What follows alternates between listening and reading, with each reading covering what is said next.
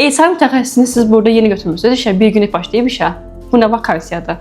Bizim təcrübə göndərdiyimiz tələbələrə şad xəbər, 3 ay sonra işə girəcəksiniz. Vakansiyamız var və gəlin vakansiyanı birlikdə incələyək.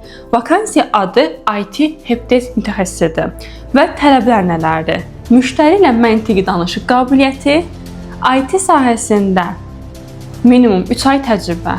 Yaxşı, bu tərəfdən fikirləşə bilərik ki, getdiyimiz hər yer ən azından 1 il iş təcrübə istədiyinə görə 3 ay çox yaxşı bir müddətdir.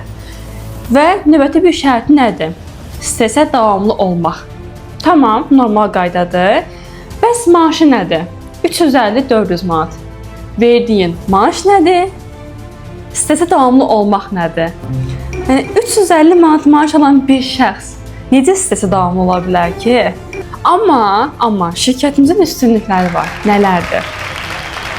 Nədir? Nəqliyyat xərcləri şirkət tərəfindən təmin olunur. Allah razı olsun. Mənim 60 qəpiyim yox idi ki, işə gedim gəlim.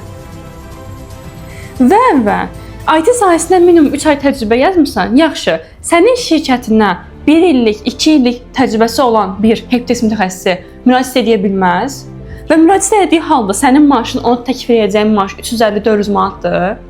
Yəni, burada ən azından biliyə görə maaşın artması belə qeyd olunmuyor. Özü full time istəyirsən işi. Abart.